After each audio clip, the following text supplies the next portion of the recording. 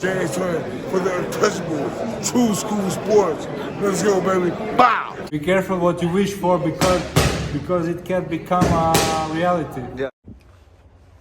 The untouchable True School Sports Empire proudly presents something the boxing game's missing. Hey, what's going on? It's your boy BT, and I came here to talk some boxing with 1,000 True School Sports subscribers. All right, so y'all can save the date because it's going to be a momentous occasion. Kind of a surprising matchup, but mark your calendars. February 15th in Anaheim at the Honda Center. Regis Prograis, who was supposed to be retired, was talking about fighting bare knuckle, just being done with boxing, completely saying that he was just over it in the sport. A couple months ago, he's back in action, and he's going to be taking on none other than Oscar Duarte. So let's try to dissect and make sense of this matchup. Why is it happening? How did we get here? And what does it really mean in the big picture? So we'll start with, I'll actually start with Oscar Duarte, right? Because Duarte is a fighter who made a big reputation for himself fighting on undercards of Ryan Garcia in Southern California. He then eventually fought Ryan Garcia and, gave a decent account of himself, but lost. And he is known as one of the biggest punchers in the division. And very basic. Let's not get it twisted. He's very basic, but he can punch. You cannot exchange with Duarte and think that everything's going to go well for you, because if he clips you the wrong way, he really does have fight-changing punching power. He's been in a good run of form. He fought Ryan, then he came back and he stopped whatever's left of Jojo Diaz in the next fight, and then he won his last fight in Saudi Arabia. So he needs this fight to definitely progress in the division. I think if we're talking about name value, if Duarte were to beat a guy like Prograis, this would definitely be the best win on his resume. So yeah, there's that. I'm a little disappointed though, because I'm not sure what the situation is, and I might need to start doing some digging myself to figure this out. But I would like to know why Oscar Duarte is not fighting Kenneth Sims Jr., because Kenneth Sims Jr. is a fighter that I think would have beat Oscar Duarte. I would have favored him in that fight. Kenneth Sims Jr., I think, is one of the better fighters at 140. And that was a fight that I thought would have springboarded him to another level in the sport. Just beating him, getting into that, top 5 range is what would have happened if he would have beat him. Because if you look at Duarte is ranked, number 9? He's 9 in the WBA. I know he's ranked in one of the other sanctioning bodies as well. So that would have been a good win. I like that fight. I thought it was interesting, and it's not happening. But yeah, 2 punchers fighting each other. I can't complain. Now, from the Prograis side of things, let's be real. This is not the Regis Prograis that fought Josh Taylor in the World Boxing Super Series Super Final. This is not the Regis Prograis that won the world title against Kai Real Relic in the World Boxing Super Series. It's not even the Regis that fought Jose Cepeda to win his second world title. He's faded. He's faded fast. His footwork, his feet are not what they used to be. He can't. I don't think, especially in this part of his career with how, bad his feet are at this point, I don't think he can ever beat a fighter at the top level who's like a mover or a counterpuncher or anything like that.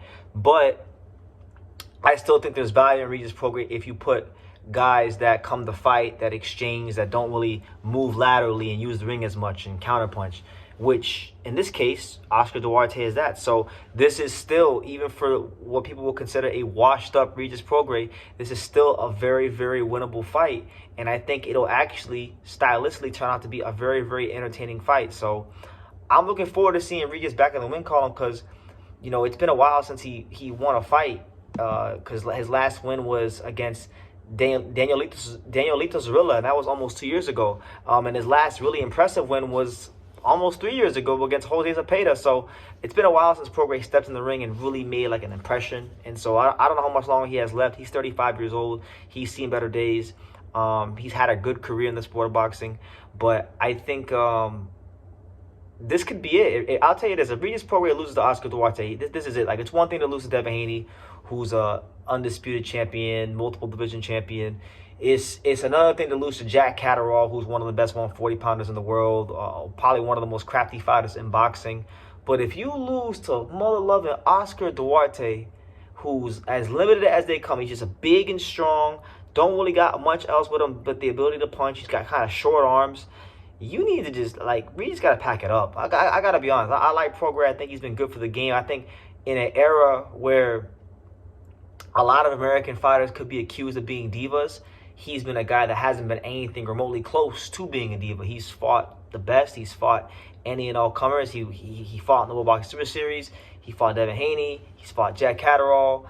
He's fought Jose Zepeda. I mean, his record is very respectable. A great CV, a true warrior that's really done the Stars and Stripes proud. You know, so I love Regis Prograis, but yeah, if he shows up anything remotely close to the Regis that fought Jose Zepeda, he will stop. He will 1000% stop Oscar Duarte. But if his punch resistance is shot, if he can't take a punch anymore, if his legs aren't stable like they used to be, then Duarte might just end his career. So the interesting part about this fight is a style matchup. It's the punch. It's a battle of two punchers, and we're gonna really find out. We know Regis is past it. We know he's past his prime, but just how past it is he? We shall see. I don't know what the odds are looking like, but I'm sure they'll look pretty interesting. So I want to hear from you guys, because I really don't. Being honest, I don't think Duarte is winning a world title. He's not gonna beat nobody at 140 to win a world title, and I think Regis Prograis' world championship days are over. So I think this is really a fight. It's a good fight. It's a fun fight. That's what this is. It's a fun fight. Big picture, I don't think either one of these guys are a threat to the top guys at 140. And I'm just looking forward to seeing how the styles mesh, and looking forward to a good fight. So let me know what you guys think down below. Make sure you guys take the time to subscribe. And like I say in every single one of these videos, you can love me or you can hate me, but I'm just a kid from Daniel. So until next time, take care, guys. Thank you for watching another video on the untouchable True School Sports Empire. For more great boxing content just like this, make sure you click right over here.